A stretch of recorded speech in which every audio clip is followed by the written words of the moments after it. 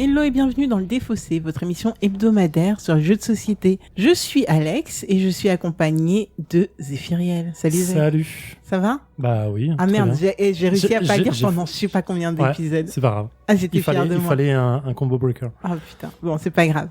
J'espère que tu vas bien en tout cas. Bah je vais assez bien, il fait beau, il fait chaud, l'été arrive, PEL arrive et je suis très content. Je sais pas si l'émission sera passée ou pas, mais on n'y est pas encore. L'été arrive...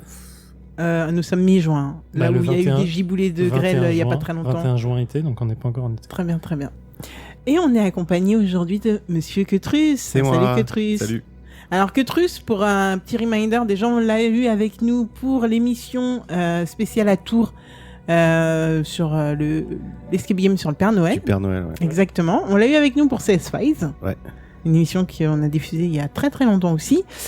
Et Quetrus, eh ben, on peut le retrouver aussi dans Comics Outcast. Et puis il était dans la Ligue. Et puis dans Whisperos. Mais Whisperos, feu Whisperos? Non, c'est pas encore. On sait pas, très bien. Au secours, je n'ai rien dit. Très bien. Donc Quetrus, qui n'est plus à présenter. Par contre, ce que je vais présenter très rapidement, c'est l'émission.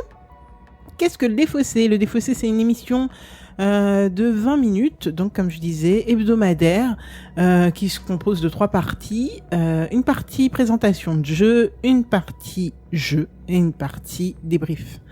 Si vous nous suivez depuis un petit moment, voilà, vous savez, c'est un petit peu notre... Et si vous venez d'arriver, vous le savez maintenant. Voilà, exactement. Et aujourd'hui, du coup, Quetrus, il va nous présenter un jeu, et je suis plus que contente d'accueillir enfin la présentation de ce jeu, parce que ça fait très très longtemps que j'en parle à Zef. Ouais, et que ce soit pas toi qui le fasse. Ouais, la complexité des trucs, ouais. Accessoirement, je vais pouvoir enfin y jouer depuis le temps que j'ai envie de jouer, que Alex me dit non, attends, je te le présente. Et au final, j'ai refilé le bébé. C'est horrible. Mais bon, Quetrus, t'avais l'air super emballé. Ouais. Donc, vas-y, go, qu'est-ce qu'Outlive? Parce que j'ai même pas dit de quel était le jeu. Donc voilà. Alors, je crois que ça se prononce Outlive, en fait. Mais c'est horrible, Outlive. J'ai recherché. Live. Ouais.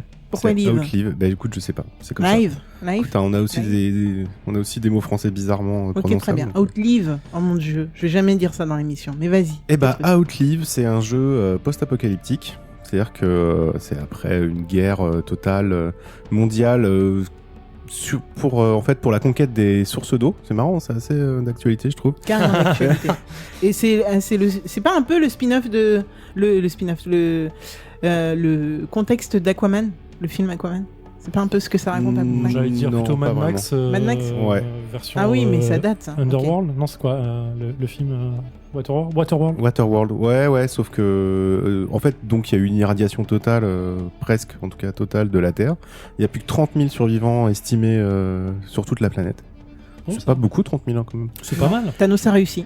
C'est suffisant. Et donc on se retrouve dans une zone qui commence à être de plus en plus irradiée. Et il y a 4 colonies de survivants qui sont sur cette zone. Et un convoi va passer dans une semaine. Malheureusement, il ne pourra emporter qu'une seule colonie. Et la colonie qui pourra prouver qu'elle est la plus apte à survivre dans ce monde apocalyptique et dangereux. Très bien. Donc, ok, d'accord. Voilà, c'est chaud déjà. Donc c'est pas du coop, on est d'accord? C'est pas du tout du coop, non. Ah non, pas du tout. On se met même un petit peu sur la gueule, vous verrez, c'est un petit peu... Enfin, on appelle ça mettre la pression. C'est la survie, hein. Ouais, ok. C'est la survie. Donc comment on décide qui est le gagnant? En fait, comment on voit qui est le gagnant en fait? Alors, comment on décide? Je vois qu'il y a plein de plaques en fait. Comment on décide qui est le gagnant? On a chacun un abri composé de maximum de 8 salles en fait, exactement. Enfin 7 salles et un sas qui nous permet de recycler l'air et d'enlever la radioactivité. On va pouvoir collecter des ressources. Alors d'abord les denrées. Donc les denrées c'est l'eau, de la viande, de la chasse ou des boîtes de conserve. Et on a ce qu'on appelle des matériaux. Donc il va y avoir du métal, du bois, des puces électroniques et des munitions. Et grâce à toutes ces denrées et ces matériaux, on va pouvoir construire, améliorer nos salles dans notre abri. On va pouvoir amener de plus en plus de survivants parce qu'on aura de quoi les nourrir. Et prouver donc à la fin qu'on est le meilleur abri, le plus safe. Okay. Comment on gagne à la fin? En ayant le plus de survivants, en ayant le plus de salles construites. En ayant le plus d'équipements qu'on aura glané un peu dans les villes délabrées ou qu'on aura réussi à choper dans la nature et on aura réussi à les réparer. D'accord. Et aussi, on va être confronté à ce qu'on appelle des événements. En fait, c'est des fléaux Parce que comme le convoi arrive dans une semaine, le jeu va se dérouler en 6 jours, donc en 6 tours. Et à chaque jour, on va avoir un événement aléatoire qui est un fléau. C'est-à-dire que la forêt brûle, les animaux sont décimés, la radioactivité augmente, ce genre de choses. Mais on va pouvoir... désespoir total, c'est le désespoir total. Mais on va pouvoir, on va avoir l'occasion de pouvoir éradiquer ces fléaux. Et chaque fléau qu'on va éradiquer va nous rapporter des points. D'accord. C'est une personne qui peut le faire? Ouais, voilà. C'est une personne, ouais. En fait, il y a 3 phases par tour. Il y a l'aube, le jour et la nuit. L'aube, en gros, ça va nous permettre de reconstituer les ressources du plateau. Le jour, ça va nous permettre de collecter, en fait, avec des groupes de survivants, on en a 4, de collecter les ressources, ou de chasser, ou d'aller chercher de l'eau au barrage, etc. Et la nuit, en fait, ça va être la phase où on est dans notre abri, protégé, et on va construire nos salles, on va donner à manger à nos survivants, on va recruter des survivants en leur proposant des denrées, et on va pouvoir réparer nos équipements, et aussi résoudre les fléaux. On est d'accord que c'est un petit peu comme le jeu de zombies, là, c'est comment qui s'appelle Dead of Winter, c'est ça. Plus on a de survivants, plus il faut les nourrir. Exactement, ouais. Oui, d'accord. Mais chaque survivant représente un point de survie qui sont des points de victoire. Okay. Donc il y a un équilibre à trouver, en fait. Ouais. Ok, d'accord, donc faut pas avoir trop de monde. Mais si tu peux pas nourrir tout le monde, tu perds des gens, en fait. Si tu peux pas nourrir tout le monde, il meurt. D'accord. Pour chaque denrée que tu peux pas donner ça va, pour nourrir un mec, t'as un gars qui qui meurt dans l'abri. Enfin, c'est pas la mort. Tranquille, quoi. Mais du coup, s'il meurt, ça veut dire qu'il y a plus de bouffe pour les autres. Oui, voilà, c'est un peu ça. Faut les nourrir et les substanter en eau ou... Ouais, un peu des deux. D'accord, les deux. Ah oui, t'as une gestion eau et... T'as une gestion d'eau. Alors en fait, l'eau est une denrée, donc elle te sert aussi à nourrir tes survivants. D'accord. Donc c'est en gros, pour chaque survivant... Pas grosso modo, pas vraiment pour chaque survivant, mais en fait pour chaque salle occupée par des survivants, t'as un nombre de denrées que tu dois donner à la fin du tour. D'accord. T'as le sas, donc qui permet de purifier l'oxygène et l'eau, qui lui demande de la ressource en eau. D'accord. Et c'est tout, voilà. C'est ça. Ok. Nickel. Ça fait un peu Fallout Shelter. Ouais, complètement. Dans l'idée, le tour se déroule. Donc tu t'as dit aube pour ressources, enfin pour remettre les ressources. Ouais, c'est ça. En gros, c'est tu remets en place les ressources sur le plateau. D'accord. Et le tour des joueurs, comment il se déroule? Alors, j'y viens, ouais. On a 4 groupes de survivants avec des valeurs, ce qu'ils appellent les valeurs de force différentes. T'as 2 à 3, 1 à 4, 1 à 5. D'accord. Et en fait, ta force va te permettre... En fait, c'est ton nombre d'actions quand tu vas aller sur un lieu. Tu vas pouvoir donc on va déplacer à tour de rôle nos survivants de 2 cases sur le plateau. Donc sur le plateau, en fait, t'as une forêt, t'as une base militaire, t'as 2 villes abandonnées, une mine, une fête foraine et un cargo. Et un barrage. Le barrage, il va te permettre de récolter de l'eau, la base militaire des munitions, la mine des métaux, la fête foraine des composants électroniques, la forêt du bois. Et les deux villes vont te permettre d'essayer de fouiller. Tu vas pouvoir fouiller pour voir si tu trouves des ressources, mais aussi récupérer des équipements cassés que tu pourras réparer pendant la nuit. D'accord. Et en dernier, t'as le cargo qui va permettre de distribuer le premier joueur, mais aussi récupérer des survivants et des boîtes de conserve. D'accord. Grosse mécanique de placement d'ouvriers, du coup. Alors c'est pas vraiment du placement d'ouvriers parce que tu as une grosse composante de déplacement, parce que par exemple tu ne peux te déplacer que de deux cases, en fait de 2 zones. En avant, en arrière comme on veut. En avant, en arrière comme ils sont tu veux. reliés, d'accord. Tu ne peux pas passer d'une ville à l'autre. Ouais. Tu ne peux pas avoir 2 groupes de survivants sur la même case. Par contre, tu peux la traverser. Et deux groupes de survivants à toi en fait, c'est-à-dire que voilà, tu peux pas arriver avec 2 groupes de survivants sur la mine, c'est impossible. D'accord, mais je peux avoir un groupe et toi un groupe. Exactement, okay, ouais, c'est ça. Et tu ne peux pas revenir avec ton pion, avec ton groupe de survivants sur la même case. C'est-à-dire que tu peux pas faire un aller-retour ou rester sur la case. Oui, d'accord. Voilà. En fait, ça équilibre le jeu parce que vous allez voir, les ressources sont limitées. Donc à 3, ça va encore, mais quand tu commences à jouer à 4, tu peux très bien avoir 2 joueurs qui vont faire une razzia sur l'eau, qui vont prendre toute l'eau, et les autres, ils ont plus d'eau. Et en fait, c'est pour éviter ça. C'est-à-dire que si le tour précédent, tu t'es mis dessus et t'as pris toute l'eau, bah au début du prochain tour, tu ne pourras pas récolter de l'eau, tu seras d'abord obligé de déplacer sur ce groupe. Aucune de tes équipes, c'est pas seulement la même équipe qui était précédemment, c'est aucune de tes équipes non, ne peut y celle aller. qui était précédemment. Ah d'accord, donc en fait on peut faire un... Oui, mais en vrai tu perds un tour, donc ça laisse le champ libre aux autres joueurs pour aller récolter l'eau, par exemple en premier, ou le bois en premier, etc. T'as aussi, tu peux aussi chasser des animaux. Ils ont des valeurs de force différentes et ça te rapporte plus ou moins de viande. D'accord. Et la dernière chose à savoir, c'est que il n'y a pas de combat réellement dans le jeu. Par contre, on a ce qu'on appelle mettre la pression. Mettre la pression, je vous ai dit qu'il y avait des valeurs de force différentes sur vos groupes de survivants. Il y a 3, 4 et 5. Si par exemple j'arrive avec mon 5 dans une case où il y a des groupes de survivants à 3 adverses, je leur mets 2 de pression. Alors, en gros, t'arrives, tu dis ici c'est ma zone, tu dégages, je vais récolter et tu te barres quoi. Et si l'autre peut pas répondre à la pression en dépensant des munitions, qui te permettent de combattre la pression, le joueur qui subit la pression est obligé de donner une ressource par point de pression qu'il subit, quoi.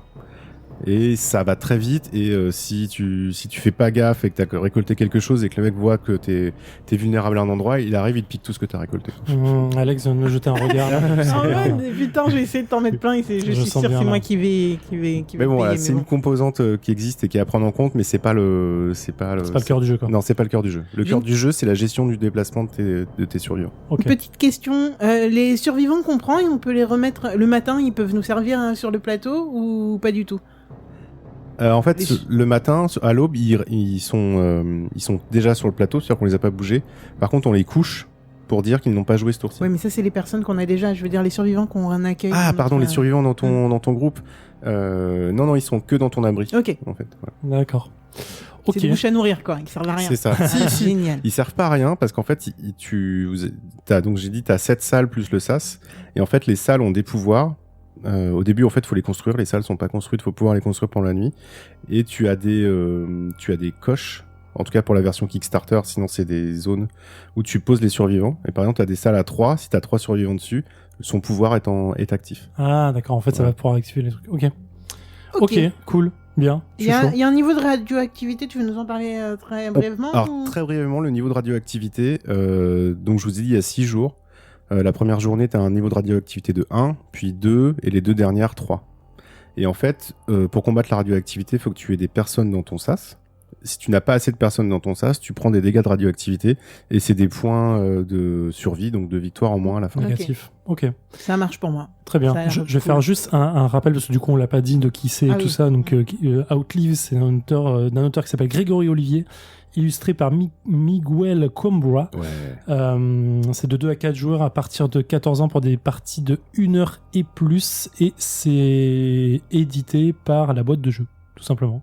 Voilà, on se trouve ça à 40 balles, 45 balles environ. Et je spécifie parce que ça c'est cool. On joue avec, du coup, une version Kickstarter, c'est ça? Ouais. Exactement, ouais. Qui est quand même beaucoup plus belle que la mienne. Qui est beaucoup plus jolie. Rien que pour ça, voilà. Heureusement que c'est pas moi qui l'ai présenté. Et je regrette de pas avoir pris le plateau géant, parce qu'il y avait un plateau géant aussi disponible, et c'est chaud à transporter. Juste une petite dernière chose. Il y a une extension qui est sortie, qui s'appelle Underwater, et qui rajoute une carte un peu différente avec un nouveau lieu, et des trucs un peu plus punchy. Voilà. C'est une extension qui joue carrément sur un autre plateau? Ouais, ils ont fourni un nouveau plateau de jeu qui rajoute. La boîte était grosse, il y a plein de trucs. On y va? Go. Ça enregistre, on peut dire qu'on veut. Après, on a géré la radioactivité, on vient d'expliquer. Recruter des survivants, on peut recruter autant de survivants qu'on veut. Le grappin, c'est cool, mais la pioche, ça a l'air. Je prends les 3 premiers, je prends les 3 premiers. Qui a le mec le plus âgé? Pas moi, clairement. Je suis à 32. 23, pardon. 19. Ah, c'est moi? Mais putain, elle a une arbalète. Moi, j'ai une lampe torche. Mais regarde avec qui j'hésitais. Je sais plus où il est. J'ai une lampe torche. Écoute, ok, bon, ça sent la loose dès le départ. Pourquoi moi ça a pas mis la pression du coup? Parce que 3 contre 5. Lui il est 5 contre 3. Moi je pique ma mère. Mais je veux pas un 5 là. Pose-le devant comme ça on le voit. Merde, je croyais que c'était le 2. Ok, je fais 1 ici, je mets un coup de pression de 1 au violet pour le moment, mais en vrai là j'hésite à te mettre encore plus dans la merde. En vrai, on va être complètement transparent. J'hésite à te mettre encore plus dans la merde. C'est gentil de me le dire. Vas-y là, je sens que je vais me passer. Vas-y, c'est parti. C'est placard vide, mais non. Allez, crevez, bande de chiens. Ça putain, mais tu es bleu, c'est toi qui as choisi la première en plus. Est-ce que Zev va avoir encore des placards vides?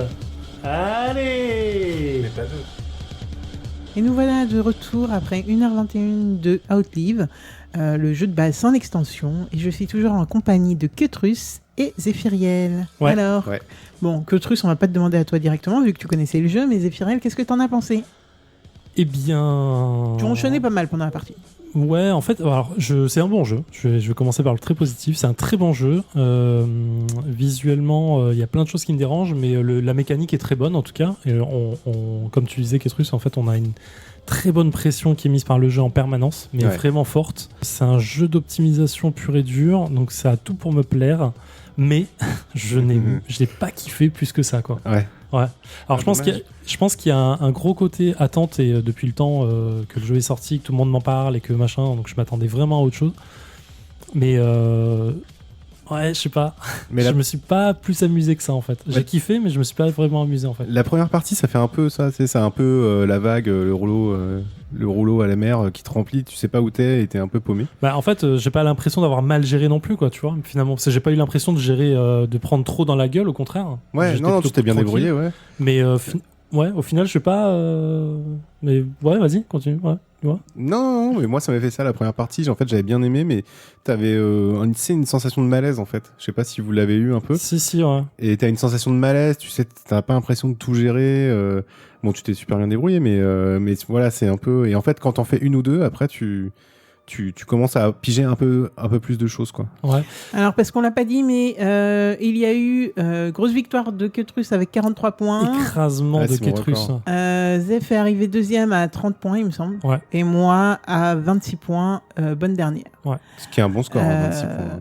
Ouais, bon écoute, Enfin, moi je vais regarde. donner mon avis du coup. C'est vrai que j'attendais ce jeu depuis très très longtemps aussi. J'avais lu les règles sans y avoir jamais joué. Donc voilà, grosse attente. Et alors je vais essayer d'aller au bout de mon développement parce que je me rends compte que souvent on se perd Vas-y. on va pas jusqu'au bout. Donc dans les choses que j'ai bien aimées, moi c'est vraiment cette politique de gérer ces petits persos avec impossibilité d'aller au même endroit que là où on est déjà, gérer qui peut venir sur une des cases avec cette menace de pression que les adversaires peuvent mettre et donc potentiellement nous enlever des ressources. Quand on compte à la ressource près pour construire quelque chose ou quoi ou qu'est-ce, bah ça peut devenir compliqué, ou même pour aller juste à la chasse, quoi. On n'a pas envie de contrer la pression des fois parce que ça peut nous servir pour la chasse. Donc voilà, ça c'est des éléments que j'ai adoré. Mettre les pressions aux gens, ça montre qu'en fait la pression. Bon, on peut rigoler en se disant que moi je suis une personne qui va beaucoup à l'attaque dans les jeux, donc voilà. Mais en fait, outre ça, c'est un moyen vraiment de niquer le jeu de quelqu'un d'autre. Et ça, franchement, c'est plutôt cool quand on peut le faire. Moi, je trouve que dans les jeux, c'est pas, bon, on va dire que je m'acharne, mais c'est pas Wingspan, quoi. C'est pas genre, on joue et puis il se passe rien et puis tant pis, quoi. C'est une mécanique supplémentaire, ouais, clairement. Ouais, moi, c'est une mécanique que j'apprécie dans les jeux et qui fait que c'est pas plan-plan et qui fait que je m'ennuie moins, déjà. Donc, j'ai pas eu cette impression d'ennui qu'a eu Zephyriel. Après, on a joué, alors, il y a une chose qui m'a dérangé, c'est qu'on a joué quand même avec une version Kickstarter. Donc, censé être agrémenté, plus joli, plus... Ah bah là, je suis complètement d'accord voilà. avec ce que tu vas dire. Et en fait, c'est juste illisible, c'est juste super chiant. Je pense qu'on a passé les 3 premiers jours du jeu à se dire, mais attends, c'est quoi mon personnage là? Ok, non, mais attends, ça c'est pas ce personnage-là et tout. Enfin, moi, j'étais vraiment perdu, et même les petits trucs qui servent à faire les bouteilles d'eau. Bon, les bouteilles d'eau sont plutôt cool, mais dans les autres choses, par exemple le fer et les puces, etc. Ouais, c'est censé moyen. être plus Ouais, cool. c'est gimmick, c'est plus gimmick qu'autre Et chose, c'est hein. plus nul. La viande, elle défonce, elle défonce. Ouais, mais même ça, tu vois, non. Mais les conserves T'as des ribs, radioactives, non. Et là où je te rejoins complètement, c'est sur la lisibilité du jeu. En fait, c'est à la fin, j'arrivais à comprendre, Oui, à mais la putain, fin, ouais. tu passes les trois premiers tours à dire, je ne vois pas quels sont mes persos, c'est Je quoi le sais pas où chiffre qu'il y a ils là-dessus. Le truc de bascule là, bon, sur la version Kickstarter, on voit les photos, ça a l'air pratique, mais en fait, ça l'est pas du tout au début. Et en fait, ça rajoute en plus à la complexité bêtement du jeu. Non, je suis Et en fait, d'accord. du coup, tu te dis, putain, Ouais, problème j'arrive pas de à gérer mon jeu juste parce que j'arrive pas à voir où je suis et quelle position force ou pas j'ai. Donc ouais, c'est un peu un poil gênant, c'est du détail, mais en fait, ça devrait être du C'est détail. pas du détail. Ouais. Mais ça l'est pas parce que vraiment sur Ça nous a les gênés. premières parties, c'est ultra gênant en fait. Ouais, moi je l'ai vu sur tous les joueurs à qui j'ai joué en fait. Tout le temps au début, c'est tu sais, t'es tout le temps en train de manipuler tes personnages en 3D là et d'essayer de voir quel chiffre t'as. Quand la personne la retourne pour voir ce qu'il a, toi tu la retournes parce que tu dis attends c'est mon pion, faut que je vois. Ouais, Donc c'est vrai que c'est- c'est un peu dommage au début quoi. Alors que les meeples finaux sont peut-être moches. Ils sont moches. Non, mais ils sont peut-être moches, mais la lisibilité, elle est tellement meilleure, tu Bah, vois. en même temps, ils sont moches, Ouais, mais ceux-là, ils sont pas très jolis non plus. Hein, en soi. En vrai, je pense ils qu'il y a eu sont un cool, effort fait. Je pense que si tu regardes bien, chaque personnage est unique. Tu vois, je pense qu'il y a un truc, vraiment. Ouais, je dis pas. Mais vraiment, c'est une perte d'énergie, je pense, qui dessert clairement le jeu.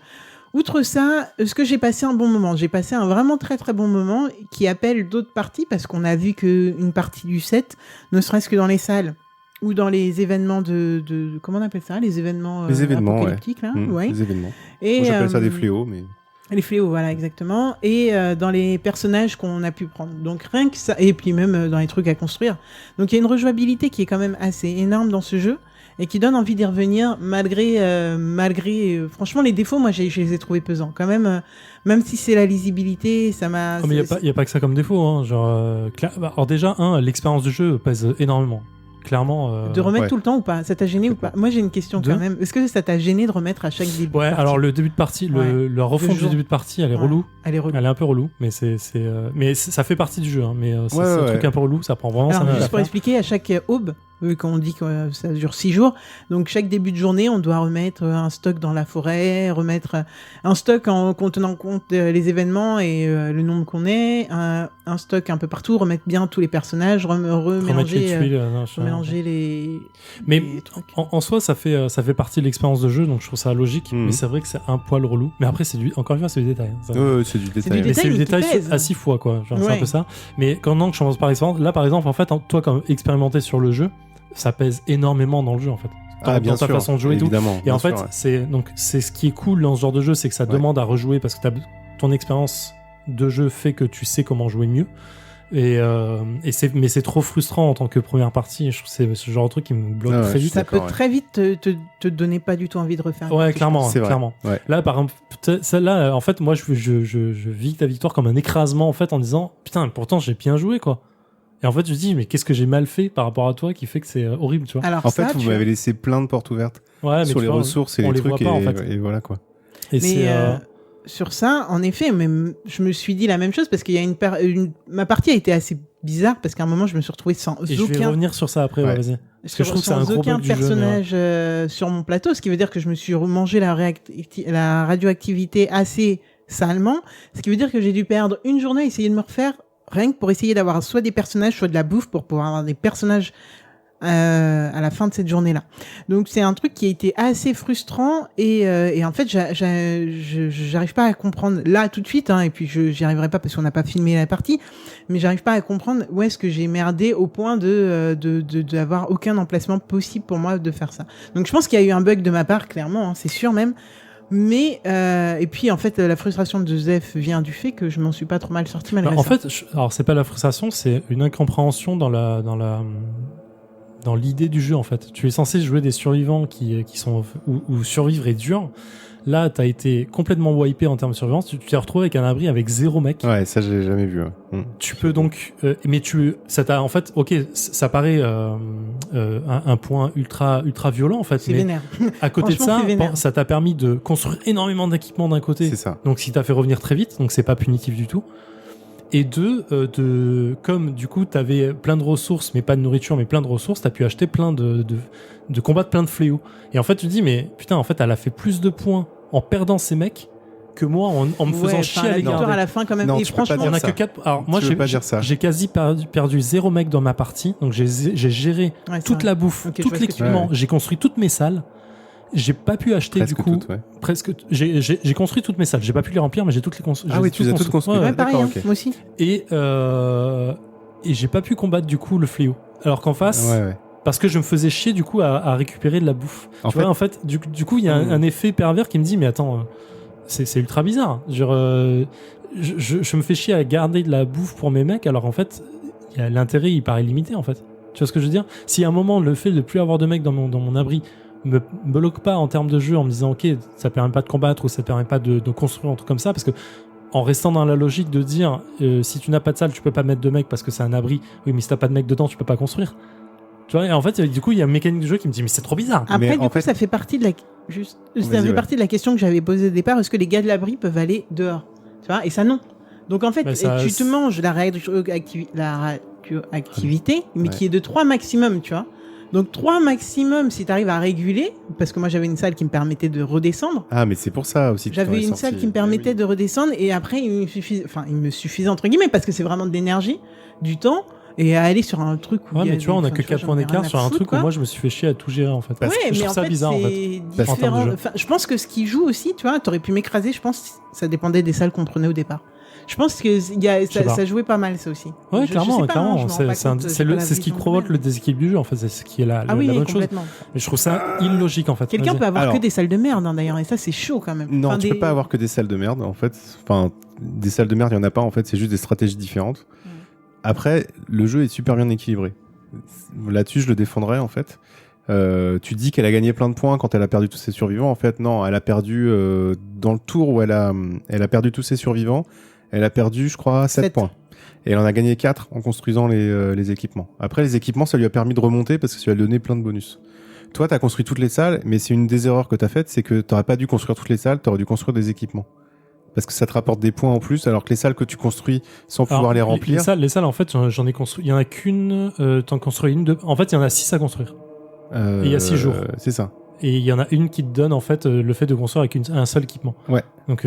tu vois, techniquement, ça m'aurait pas fait construire plus vite les équipements. Oui, c'est vrai, ouais. Bah, oui, c'est vrai. Après, t'as des salles qui te permettent de construire un équipement gratuit, t'as des salles qui te permettent de construire un équipement. Là, je l'avais pas en l'occurrence. Donc, ce genre de choses. Donc, moi, j'avais là-dessus, c'est pas une. Enfin, je comprends ce que tu veux dire, mais j'ai pas fait techniquement d'erreur là-dessus, en fait. Ouais. Donc, c'est pour ça que je dis le déséquilibre, en fait, il vient de choisir tes salles au début. Ouais. On n'a pas tous le même choix, en fait. On n'a pas tous le même choix. Très bien équilibré sur le fond. Mais là, en fait, c'est ce qui déséquilibre ou avantage quelqu'un plus. Parce que, en fait, techniquement, il y a 2-3 salles, si elles combattent ensemble, t'es ultra bien parti pour le reste. Hein. Bien sûr. Celle qui fait piocher 2 équipements et en construire un gratuit, plus celle qui fait construire avec 2 matériaux en moins. T'as une stratégie celle qui permet de combattre la radioactivité, plus celle qui donne des points. Enfin, et donc là, le déséquilibre peut être ultra violent en début de partie. Mais sans ta salle, tu serais vraiment, vraiment plus bas, en fait. Sans la salle qui te permettait de remonter la radioactivité. Sans doute. Ça m'a baissé de 2. Je partais avec 3 désavantages. Enfin, au maximum, j'avais moins 6. Donc, ça m'enlevait de 2 points. Alors, pour conclure, moi, ce que je dirais, c'est quand même que j'ai bien envie d'y rejouer. Zephyriel, bon, je pense que tu rejoueras pas demain. Non, j'y rejouerai avec plaisir. Juste que je l'appréhenderai différemment. Ouais. C'est pas un avis négatif. Il est très très bien. Vraiment, c'est un très bon jeu. Je m'attendais à quelque chose de un peu plus. Parce que clairement, on a vendu du rêve et du coup, je suis déçu parce que c'est. J'espère que le jour où je te sortirai Anachronie, ça sera pas comme ça. Putain, parce que Anachronie, c'est le jeu que je survends ici. Écoute, moi, je suis plutôt convaincu par le jeu, même si pas convaincu par ma performance lors de ce jeu-là. Merci Ketrus de nous l'avoir présenté, avec vraiment. Plaisir, vraiment. De t'être tapé les règles. Vraiment, ça me fait plaisir. C'est un jeu que j'aime beaucoup et maintenant que je l'ai bien compris, c'était pas trop dur d'expliquer, donc ça va. Très bien. Est-ce qu'on a le temps de faire était très très bonne. Ouais, très bonne explication. Est-ce qu'on a le temps de faire un rapide retour sur l'équipe, quoi? Bien sûr que c'est prévu. Regarde, je l'ai en face de les yeux. C'est un auteur, il s'appelle Grégory Olivier. C'est un illustrateur, il s'appelle Miguel Coimbra. Mais on l'a déjà vu lui, même qu'on disait que ça ressemblait à Coimbra, non? C'est possible, je l'ai pas en tête. Éditeur, la boîte de jeu, le visuel, vous verrez, sont vraiment très beaux, à part les figurines. C'est un jeu qu'on trouve aux alentours de 45 € et il y en a pour 1 à 2 heures de jeu. Là, on est quoi, 1h21 de partie, on a dit, pour 2 à 4 joueurs. Il tourne bien à 2 ou pas? À 2, je l'ai pas testé. Ouais. Tout seul? Et tout seul, j'ai juste commencé quelques tours. Le système est super bien foutu. Le Thomas est bien, ouais. Ok. Parce que là, il précise pas, hein, putain, sur le site. Non, parce qu'alors en fait, je crois que le système de horde à une personne, c'était en Kickstarter pour la version de base. Et en fait, il est venu dans l'extension, si je dis pas de bêtises. Et plus que rapidement, l'extension? L'extension? Déjà testé? Non, pas déjà testé, lu, comprise. Ça rajoute le mode solo, ça rajoute une nouvelle zone qui te permet d'avoir un personnage en plus et c'est beaucoup plus agressif sur les autres. Ok, merci beaucoup Ketrus. Zephyriel, on se retrouve la semaine prochaine. La semaine prochaine. Bah, see you. Ciao. Salut.